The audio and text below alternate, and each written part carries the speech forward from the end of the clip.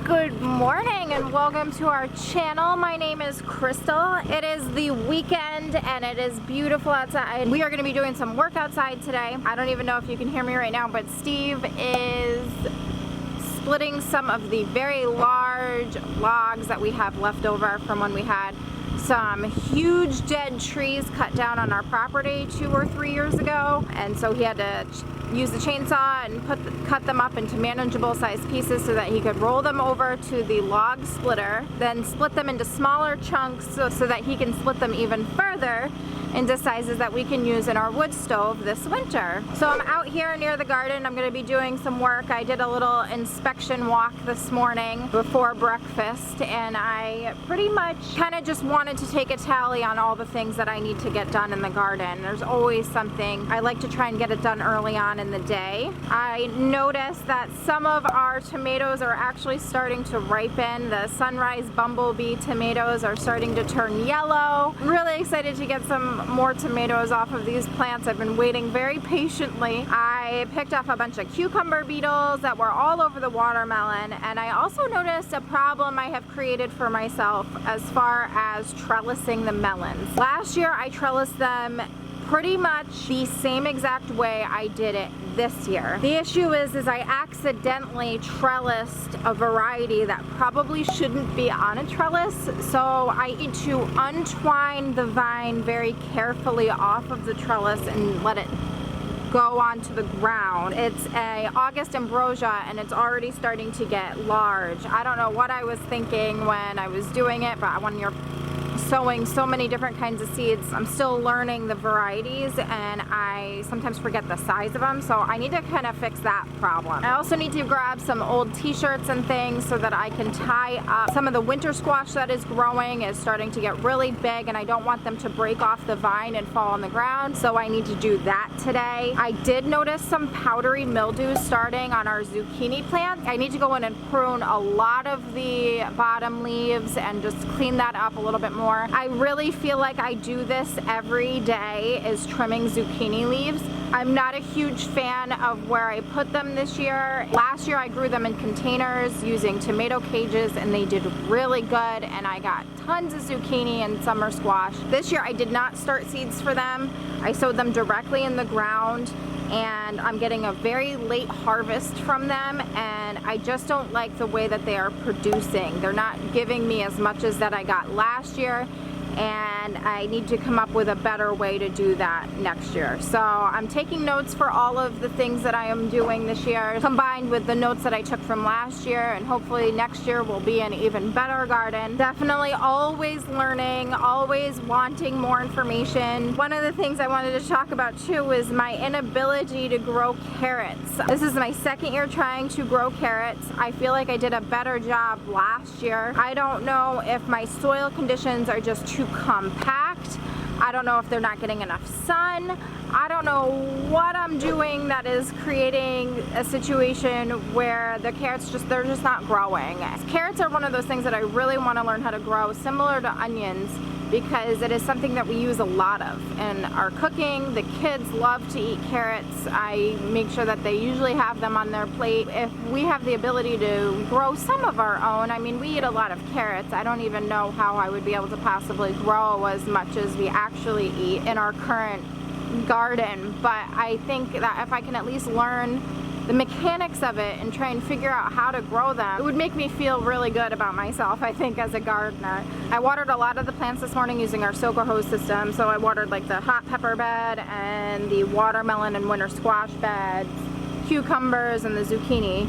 Our cucumber plants are doing this thing that they did last year where the leaves wilt, and I've tried a couple different things. I've tried fertilizing. They're definitely getting plenty of water. It's not just happening on super hot days. I have tried shade cloth when I'm noticing the wilt start. I put shade cloth over and I thought that was helping, but then the next day I came out and they were wilted, and yesterday was super cloudy and one of the plants just straight up dried up, and there's cucumbers growing on it. And I thought maybe it was the garden bed that we're using. Maybe that was the problem, because the same problem happened last year. To experiment a little bit, I have cucumbers growing throughout the garden. I've planted them on every side of the garden in different soil conditions and everything else. And while some are doing better than others, I don't know if that has to do with the variety, but the cucumber leaves wilting, I don't understand what we're doing wrong, or if other people experience that, and if they have, what have you done to fix it? We would really appreciate that. So I need to trim back the cucumber leaves so that there's not dead leaves hanging out. I don't want to cause any sort of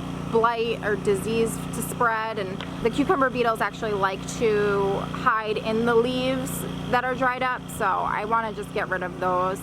I ended up pruning a lot of the bottom leaves on the winter squash and the watermelons just to get them off the ground and clean it up down there. I ended up pruning back the zucchini plants. One of them is doing so well, and that's what I remember my zucchini plants doing last year, which is why I used the tomato cages again this year, is because they looked like that last year, and this year they look kind of sad, and I feel like it has to do mostly with the bugs. I think there might be vine borers. I think there's I know there's a lot of squash bugs. I found a lot of those baby sized squash bugs today when I was pruning out a lot of the leaves that looked like they were dry, or they had some sort of disease, or they just didn't look healthy. Just cut them out and got rid of it. Some of them I hope they come back. I mean, one plant I pretty much removed all of the leaves except for the little tiny, the new leaves that are coming out the top. Everything else went because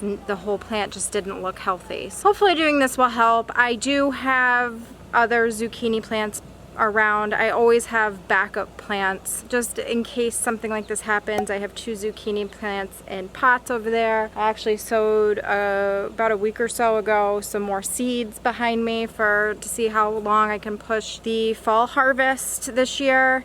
I have some summer squash growing in the green stalk and another one behind the cucumbers, so I do have backup plants if something were to happen to these. I mean, they are producing, but they're not producing as much as I got last year. So I used the Sassy Lass stuff from My Gardener. Last week I put this stuff in the zucchini and the cucumbers just to see if maybe that would help. It's a beneficial bacteria that boosts the microbes in the soil. I'm butchering that explanation of it, but you can find it on My Gardener's website, and I know he has a video, because that's how I heard about it, talking in detail about what it does. I would check that out if you're interested in it. But I added that stuff to a watering can, and I added it to the plants last week, and they do actually, some of them seem better. One of the plants early on that I pretty much removed all the leaves from, it looks a lot healthier now, and I don't know if that's from removing all the leaves or if it's from adding this stuff, or a combination of the two. And I also fertilized last week. We'll see how they do. I tied up some of the tomatoes, pruned some of the tomatoes, cleaned them up, tied up the ground cherries behind me. When I planted them, I didn't realize how crazy they get in size. They get really big. Didn't know that, so I tied them up a little bit just to keep them from getting stepped on or impeding on the winter squash. They're tied up. They still look good. They still have plenty of room and producing a ton of ground cherries, so that should work out okay. Everything is about 2 to 3 weeks behind this year. I didn't start my seeds as early as I did last year, with the exception of the onions and the peppers. I started earlier because I noticed last year that they took much longer than I thought they would, and they just, I just ended up starting them much sooner this year, which has worked out really good. The tomatoes I actually started later than I did last year, and because of that I am not getting any harvests really from them. I'm just picking off cherry tomatoes here and there. I did end up putting the shade cloth on the cucumbers again because I removed all the wilted leaves, and then I noticed new ones, so I put the shade cloth over the top. I don't think it helps, but it makes me feel like I'm doing something other than finding cucumber beetles and squash bugs and all the other things I find in there that are hurting the plant. I remove. I just don't know what the wilting leaves is, and I really would like to know. But onions is super disappointing for me this year. I've been having to harvest those every so often. So much rain and humidity and everything that they're just falling over, and they're not gonna grow anymore. So I pull them out of the ground and I have them hanging, but they're like that big. They're not big at all. I mean, I can use them in my cooking, but they're not very big. So I was really hoping to get a couple full-sized onions this year. I mean, there's still maybe a possibility, but I doubt it. And then lastly, I rehung some of the winter squash. It was the ones that I had used tomato tape and clothesline that I had laying out here one day, and I realized that these needed to be supported a little bit. So last year I think I used leftover deer fencing, and I made like a big sling underneath all of the butternut squash to keep them up and keep them from falling or snapping off of the vine. This year I redid the clothesline string and the tomato tape with torn t-shirts. So I have these t-shirts, we have them all around the house. So I ended up tearing up some of these and making slings for the butternut squash and the honey nut squash.